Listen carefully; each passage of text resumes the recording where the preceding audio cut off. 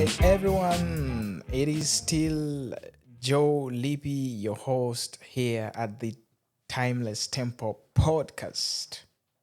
It is a Wednesday as usual, and today's topic is a topic that is at the heart of every musician. A topic that is at the heart of every musician. You had that right. And this topic is the art of songwriting. The art of songwriting. Today we have really we have bounded us into songwriting, and that is mostly actually songwriting, but actually could do for other creatives too. But today we're talking about the art of songwriting. And in this episode, we put down 10 points for you that you could use, be it that you are a beginner or even those that have written 1,000 songs. This episode could revolutionize the way you write or the way you've been writing and change a bit the way you've been writing. So it is not just for those that are just starting or beginning, but it cuts aboard to all levels, professionals, starters, intermediates, the art of songwriting. And we kickstart with our first point. And it says inspiration. Inspiration is where songs begin. You know, every song is born from a spark. Excuse me. It could be a conversation, it could be rhythm of the rain, it could be heartbreak, a movie quote, or even, you know, a tale that could inspire you to write a song. If you look at what we go through in our daily lives, the things we see, the things around us, the things that make us to be humans, if we put them down, all these might inspire us and should inspire us to write songs, different songs. I mean, and another thing is that you shouldn't now, for the beginners, beginner level to an intermediate, you could search for an inspiration because really it could be hard if you're starting from scratch to do something you haven't done before. It could be challenging, and that's the reality. It doesn't come easily. So you need to search for an inspiration. You look around you. What is around me? The things that you see around your daily life. It could be your personal story. It could be a dream. It could be a vision. And that creates the spark where you start your journey of writing songs. But now to the advanced people who've written before, you don't really need to wait for the inspiration to come to you. But you got to create the inspiration for others to hear from you, to listen from you. Okay, you could revise what you've written before, redefine how you've been writing before, and in the run, you create an inspiration. You'll end up creating an inspiration to different people, to your fans, to your fan base, to your listeners, to viewers, to your lovers. So inspiration is both ways. We can search for an inspiration, try to find an inspiration, and to those that are there, you create an inspiration for others. And this takes us to point number 2. And it says that understanding song structure. You know, structure is like the blueprint of your song. Understanding song structure. Again, if you've just started or you want to start to write songs, you might find it hard, or if it comes easier to you, it is easy or better to follow the structures that are already existing, to grasp this, to understand the flow, so that it gets into your DNA, it gets into your blood, so that it flows with you. You know, you understand the commonly used song structures. Some songs start with a verse and then go to a chorus, verse, chorus, bridge. Some start with a chorus and then a verse, and then a chorus, and then a verse, and then the bridge. And actually, it depends on your audience. We are not yet talking about the timing of the song. The timing, I don't mean the time signature, but I mean the length of the song. But we are talking about just the structure. So you get to understand how a song is simply built. Until you make 2, 3, 5, 6, 10, then you can go into something that I recommend for the advanced writers, is to break the pattern. Not every song has to be the usual way, the normal way of writing. Because now you are an advanced writer, you bring your own. It takes us back to the first point, creating inspiration. You create a new structure of a song. And these are not ordinary things. Some songs, it will begin with a chorus and then they jump to a bridge and then they come back to a chorus and then they go back to a verse. It's just now you're creating something new that hasn't been seen before.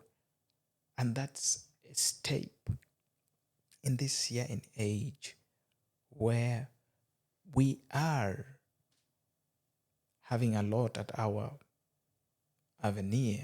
We have AI, we have computerization and all that. So it would be better if you created something different regarding the structure of writing a song.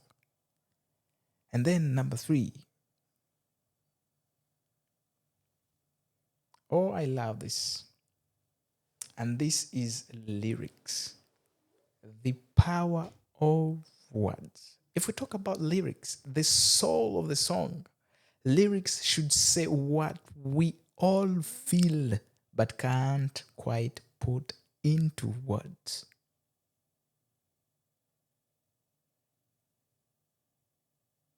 Think of Adele's song, Someone Like You. Simple but unforgettable. That is the power of lyrics. Number 3 is lyrics, the power of words.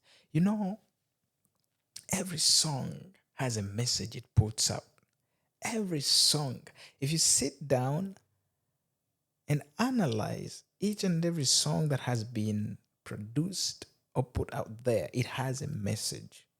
So don't be deluded, be it vulgar, be it educative, be it cultural, be it traditional, be it political.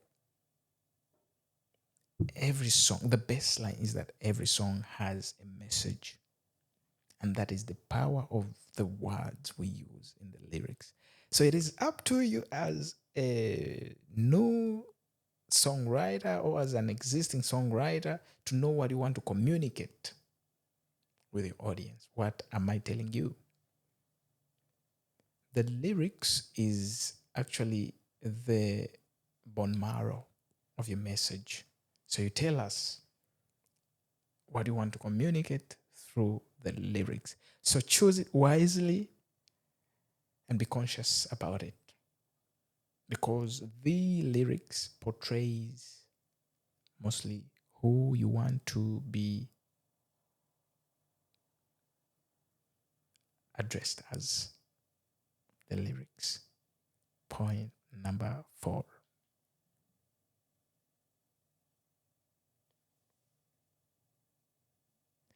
Melody. Oh boy. Now, for those who want to begin writing songs and maybe don't know how to play instruments, in another episode we talked about how to continue as a musician, a beginner musician, and we talked about instruments and all that. You can look down and check back. You'll see this video, it will help you. So if we're talking about the art of writing songs and you haven't been an instrumentalist, rather haven't been an instrumentalist, or you haven't been a vocalist, a singer, you don't know your solfege, you don't know your keys and all that, this part could be challenging to you. But how do you go about it? Yes, the melody is the emotional hook of the song. It is the emotional carrier. You can have average real lyrics, but a strong melody can make people weep or dance. Melody is to do with the emotion. Okay, which emotion do you want to portray out there? You remember, as a songwriter, you are a creative. What emotion are you giving us? What emotion do you want your viewers, your listeners, your lovers to get in a particular song? You sit down as you write the lyrics, but you come up with the emotions. Okay, in this emotion, I want to make people dance. I want to make people laugh. I want to make people fall in love. I want to make people cry. That is all emotion you are communicating in your song. And this is through what we term as the melody of the song.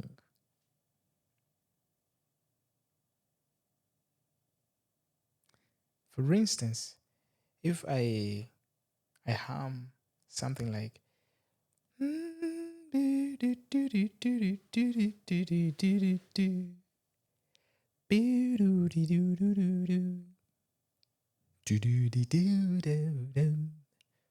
don't worry, be happy. What was the emotion behind this guy? His mind.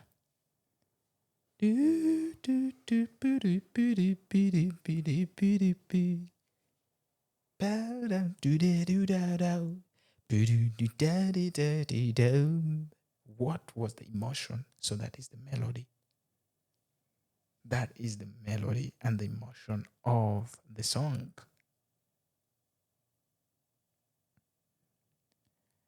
Our next point, and is point number 5. Now, music and songs are sung. Let's say songs are sung. So finding your voice is important. Finding your voice, this cuts across to both advanced songwriters and performers, performing artists, and beginners. Why do we say so? If I asked you a random question, how many musicians, songwriters, and singers, performers are there in the world today? Quite a lot. It's many. They're in the millions, known and not known. Finding your voice is crucial. That if someone listens to a song, imagine you're listening at Spotify. Someone played a song on Spotify amplified it through speakers, and then you're passing by and then just listen, okay, without even asking, and you tell the person, oh, this is Stevie Wonder. Not because you know the song, the title of the song, but because he has identified his voice. You pass around and say, okay, this is Banner Boy. You go around and say, okay, this is San Fantomas. You pass around and say, this is Faregola. That helps a lot. Actually, in this day and age, where you have different producers, they use different stuff. Some use the pitch correction, some use the auto tunes, some don't use at all, but still you need to define your voice. You define your voice in the way you sing. You could make runs somewhere, somehow. The dynamic of singing helps you to identify your voice and your sound as a performing artist. All right. Point number 6.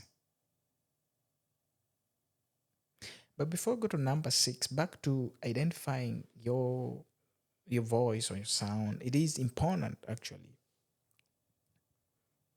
because from inspiration, as now this goes to people who are just starting to write and to sing. From inspiration, if you love someone, you want to portray or copy what they do.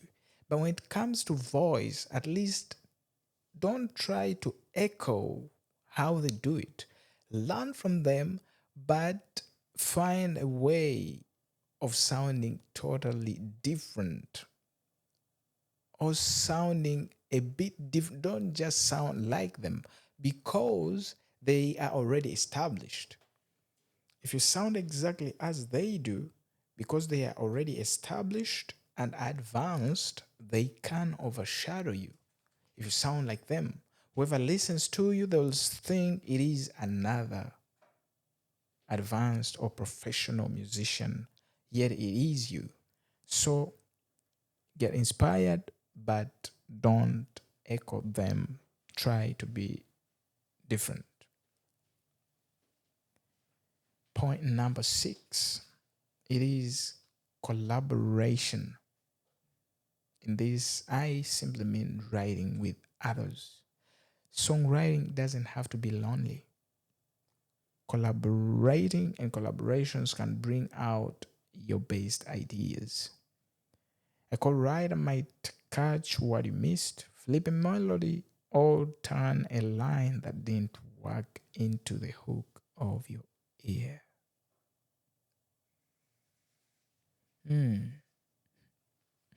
What do you look for in a co-writer? That is a question you should ask yourself when you're delving into collaboration with others. You know, no man is an island. In one of my songs that is called Look Around, I wrote down and said or sang, no man is an island, we need one another. Tell me your friends and I'll tell you who you'll become. So if we collaborate with people, we get influenced of them, we get inspired of them, and we actually change how we write, we change how we sound. All this comes through collaboration. And you should collaborate with someone you think that will add something on you, someone that will affect you. That is always a positive thing. And if someone accepts to work with you, then there is something you bring to them. You're also changing them. There is a significance in you that they see, that they want from you. So collaboration is always good. Look at all the big artists, at least in a lifetime, they've collaborated. Even if it doesn't really show outwardly, it could be inwardly, helping someone write, but uh, you don't show, you're not like a main act in their performances, but you've just written a song. There's some great songs that have been written by others and sung by other artists, and that is also a form of collaboration. Like the Diamonds in the Sky, it wasn't initially written by Rihanna. Oh no, but got it. She gotten it from through a collaboration, and she performed it and became tremendous. If you look at Sorry of Justin Bieber, it was written by Ed Sheeran, but it is amazing. So that is collaboration. I would call it passive collaboration. You're not portrayed in the limelight, actively doing it, but you do the piano beating and the background work of foundation raising and all that. And this takes us to point number 7.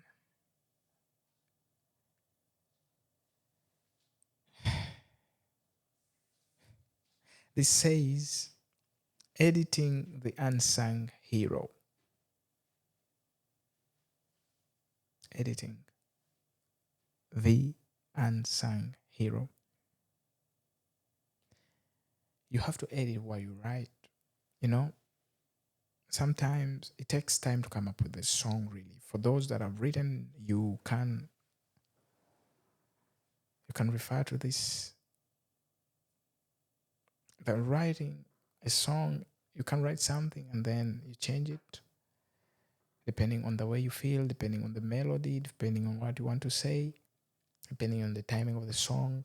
So you can write something, and then when you begin to record it, you find that it doesn't match maybe with the beats, and then you have to change it. As a new starter into this sector and section, get used to editing what you've written. What you've written won't always be a final piece. It can change accordingly. It can change anytime, and just be prepared and ready to do so. Oh yeah, we still keeping on. Rewrite the lines, cut the extra verse, change the chorus melody. Like Hemingway said, write drunk, edit sober. Metaphorically, of course. Write drunk, edit sober. All this is just through editing that you can redo what you did already to have a better piece.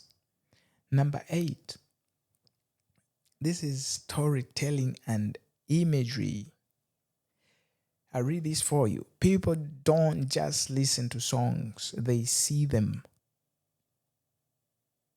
Use storytelling and imagery to make listeners feel they're in the moment.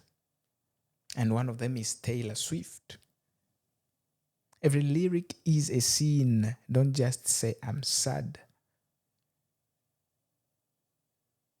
If you just say, I'm sad, okay. All people say, I'm sad. But instead of saying, I'm sad, what if you flip it in this way and say, I'm staring at your coffee cup on the table you left behind?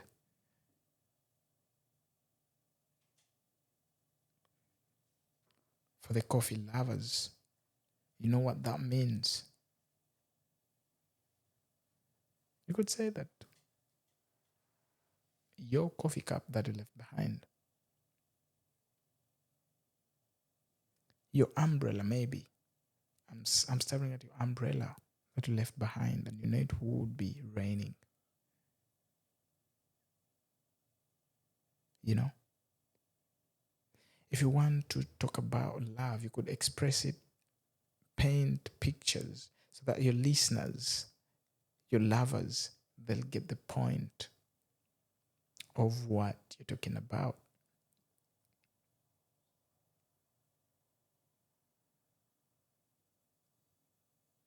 Instead of just saying, I'm late in your song, you could create an image to portray the lateness. Where does this come from? The traffic was bad, the communication was poor, traffic was heavy, was a lot of traffic jam. So we had to stay still for such a moment. And you say that instead of saying I'm late or I was late, you just describe that. You're painting an image, you're painting a picture. And this is all the art of imagery and songwriting.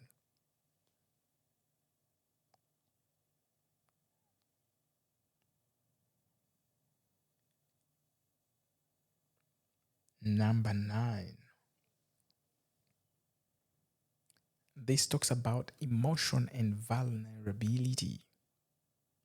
Vulnerability connects us. When you write honestly, even if it's raw or messy, people feel it. The best songs are mirrors. If you're scared to share it, you're probably onto something real. I'll ask you a question. Have you ever written something too personal to release? What changed your mind then? So that is emotion and vulnerability. Vulnerability connects us. So never feel dragged down to release it because of vulnerability that connects us. And the final point for tonight, before we shift to the other session of having a simple acoustic hands on, we talk about practice and consistency.